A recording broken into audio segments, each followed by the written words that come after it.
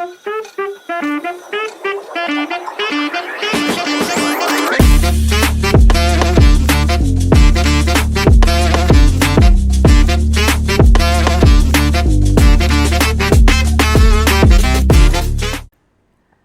នទី6នៅក្នុងមេរៀនទី6នឹងដែរគឺយើងមកធ្វើការបង្កើតតារាងទាំងអស់គ្នានៅក្នុងកម្មវិធី Microsoft Word ក្នុងគោលបំណងការបង្កើតតារាងនេះដែរក្រោយពេលដែលរៀនចប់បងប្អូននឹងចេះទៅលើ5ចំណុចមានដូចជាទី1គឺការកំណត់ទៅលើជួរឈរហើយនិងជួរដេកយើងកំណត់យកជួរឈរប៉ុន្មានជួរដេកប៉ុន្មានជួរចំណុចទី2គឺយើងចេះទៅលើការពង្រីកឬក៏ការបង្រួមទៅលើតារាងរបស់យើង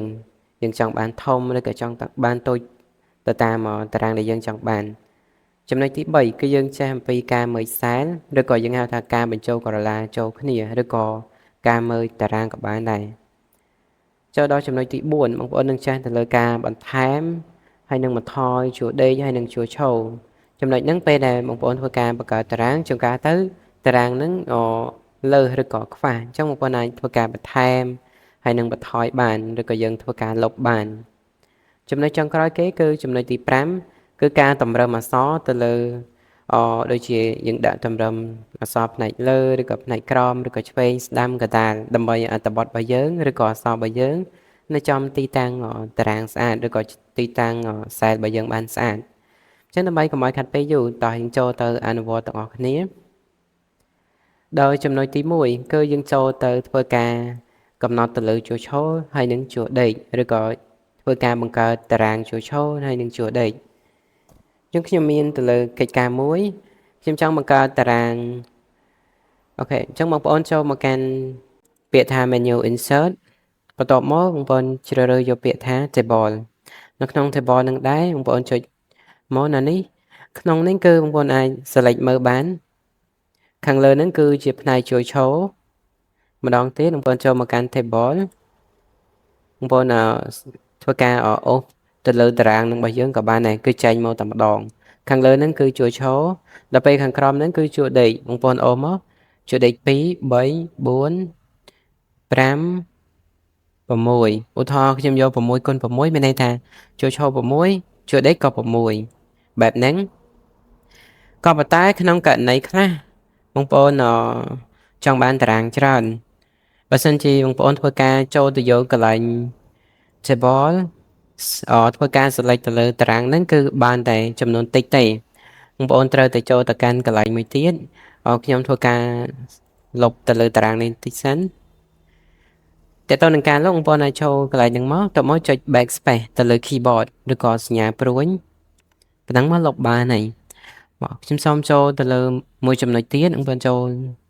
កន្លែងដដែល table បន្ទាប់មកបងប្អូនចូលមកកាន់ពាក្យថា insert table ចំពោះ insert table ហ្នឹងគឺយើងអាចធ្វើការបញ្ចូលឬក៏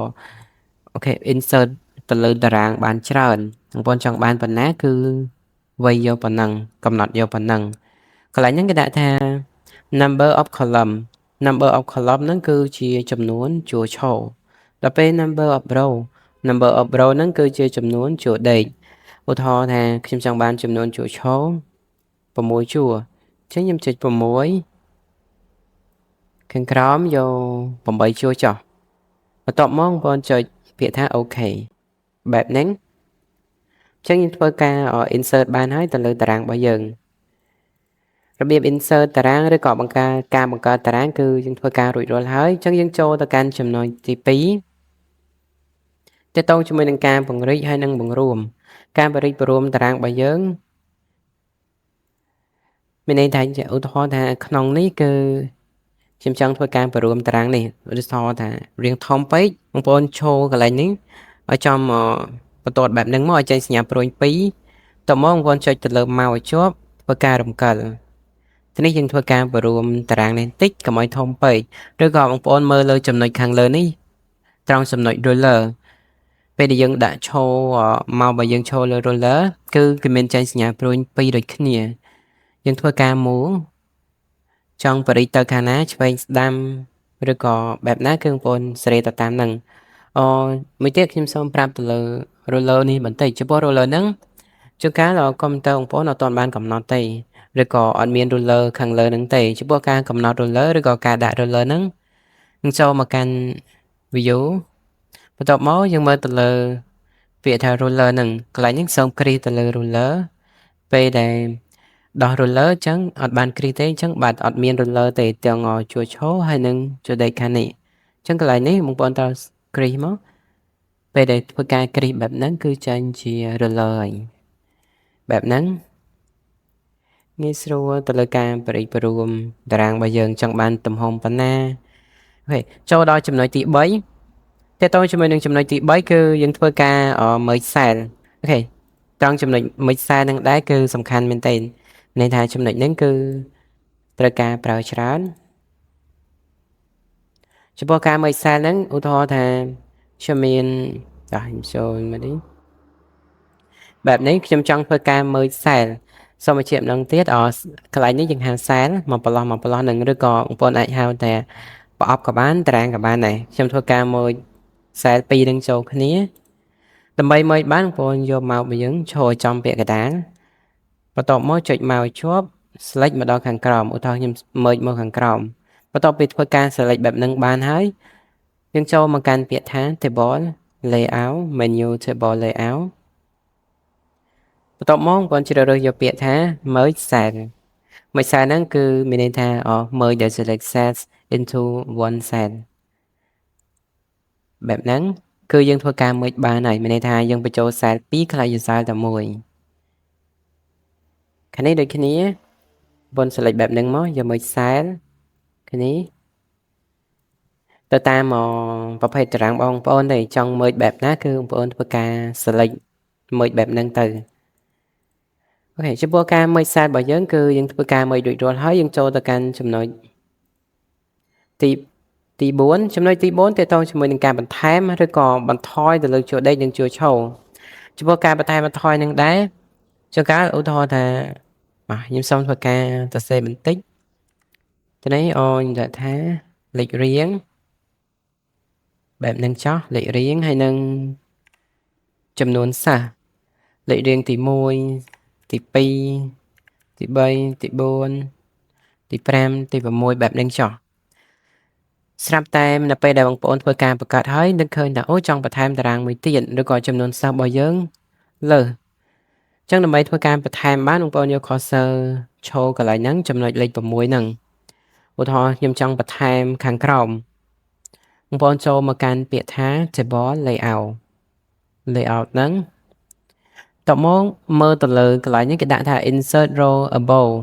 អូខេខ្ញុំសូមបញ្ចូលទៅលើចំណុចទាំង4ហ្នឹងបន្តិច insert row above មានន័យថាយើងធ្វើការបន្ថែមទៅលើជួរអូខេ row ហ្នឹងគឺជួរដេកបន្ថែមទៅលើជួរដេកផ្នែកខាងលើឧទាហរណ៍ថាខ្ញុំចូលលេខ6ចេះពេលខ្ញុំចុចមក insert row above មានន័យថាបន្ថែមជួរដេកគឺផ្នែកខាងលើបែបនេះគឺនៅលើទីតាំងដែលយើងបានឈរហ្នឹងមួយទៀត insert row above មានន័យថាផ្ទុយវិញគឺយើងបន្ថែមជួរដេកដែរក៏ប៉ុន្តែផ្នែកខាងក្រោមបែបនេះបន្ថែមខាងក្រោមចំណែកខាងនេះវិញ insert column left មានន័យថាយើងធ្វើការបន្ថែមទៅលើជួរឈរផ្នែកខាងឆ្វេងបែបនេះខាងឆ្វេងបន្តខ្ញុំចូលបែបនេះបន្តមកទៀត insert column right គឺយើងបន្ថែមផ្នែកខាងស្ដាំវិញបែបនេះអូខេខ្ញុំសូមធ្វើការលុបចំពោះការលុបគឺយើងគ្រាន់តែ select បងប្អូន select មកចុចមកជាប់មក select បែបនេះបន្តមកចុចដូចគ្នាចុចទៅលើ backspace នេះធ្វើការលុបបានហើយខ្ញុំលុបទៅនេះវិញ backspace បែបហ្នឹងខាងនេះដូចគ្នាបើសិនជាបងប្អូនចង់លុបចុចមក backspace វិញប៉ុណ្ណឹងលុបបាននេះហើយខ្ញុំសូមធ្វើការ undo